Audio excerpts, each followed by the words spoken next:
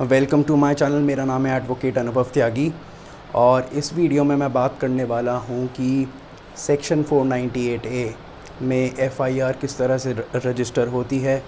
क्या FIR directly register हो जाती है या फिर कुछ प्रोसेस होता है उसके थ्रू ही आप एफआईआर रजिस्टर करवा सकते हैं सेक्शन 498A के ऑफेंस में। तो ये क्वेरी दोनों की तरफ से होती है, लेडीज़ की तरफ से भी होती है और जो है मेल्स की तरफ से भी होती है कि सेक्शन 498A में क्या प्रोसीजर है जो कि फ़ॉलो होता है, पुलिस क्या प्रोसीजर फ़ॉलो करती है और किस तरह से 498A की एफआईआर रजिस्टर होती है। तो 498A इंडियन पीनल कोड का ये सेक्शन है जो कि डाउरी को एक पनिशेबल ऑफेंस बनाता है। ये बात करता है कि अगर कोई फैमिली मेम्बर्स जो हैं, मैट्रिमोनियल फैमिली मेम्बर्स जो हैं एक लड़की के, उसको हैरेस करते हैं डाउरी के लिए, तो ये ऑफेंस जो है 498A of Indian penal code ये ऑफेंस बनता है। तो ये मैट्रिमोनियल केसेस में बहुत कॉमन होता है कि जो लड़की होती है उसकी तरफ से 498A की एफआईआर जो है पुलिस स्टेशन में दर्ज होती है। इस वीडियो में मैं बात करने वाला हूं कि किस तरह से 498A की एफआईआर रजिस्टर होती है। तो 498A के केस में एफआईआर डायरेक्टली रजिस्टर नहीं होती है। सबसे पहले जो लड़की है वो अपनी कंप्लेंट बनाकर, एक रिटन कंप्लेंट बनाकर पुलिस स्टेशन में देती है। उसके बाद उस कंप्लेंट को जो है विमेन सेल को ट्रांसफ़र कर दिया जाता है।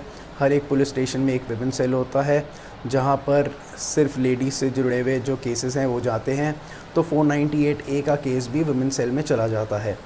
तो जब 498A का केस वुमेन सेल में चला जाता है तो उसके बाद जो है डायरेक्टली एफआईआर रजिस्टर नहीं होती है। जो कपल है दोनों को बुलाया जाता है पुलिस स्टेशन में मीडिएशन के लिए। जो मतलब मेल है उसको भी बुलाया जाता है, जो लड़की है उसको भी बुलाया जाता है पुलिस स्टेशन में और वहाँ पर मीडिएशन की कोशिश की जाती है पुलिस के द्वारा, जिसमें कि जो लड़की है उसको अपने जितना भी उसने दहेज वगैरह दिया है और उसके जो स्त्रीधन आर्टिकल्स हैं उन सब चीज़ों की लिस्ट दी जाती है और वहाँ पर पुलिस कोशिश करती है कि दोनों के बीच में जो है मीडिएशन के थ्रू सेटल हो जाए उनका जो भी डिस्प्यूट है, और अगर चांसेस हों तो वो साथ में रहने लग जाएं। तो इस चीज़ के लिए 3-4 डेट्स होता है कि 3-4 डेट्स लगती हैं मीडिएशन के लिए और पुलिस की पूरी कोशिश रहती है कि वहाँ पर मीडिएशन में ही रिज़ॉल्व हो जाए डिस्प्यूट। पर कई बार ऐसा होता है कि जब मीडिएशन के थ्रू सेटलमेंट नहीं हो पाता है तो पुलिस जो है उसके बाद एक रिपोर्ट बनाती है जिसमें सिंपली लिखा होता है कि मीडिएशन जो है फ़ेल हो गया है। उस पर लिखा होता है मीडिएशन फेल्ड। जब मीडिएशन फ़ेल हो जाता है उसके बाद जो है एफआईआर रजिस्टर होती है 498A के केस में। तो ये एक सवाल बहुत बारी लोगों के मन में रहता है कि जो भी मीडिएशन के टाइम पे जो भी वहाँ पर बातें होती हैं पुलिस स्टेशन में, क्या उसकी कोई वैल्यू होती है?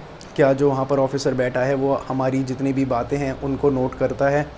तो ऐसा है कि कई बारी ऑफिसर्स जो हैं बातों को नोट करते हैं पर उनकी कोई वैल्यू नहीं होती है।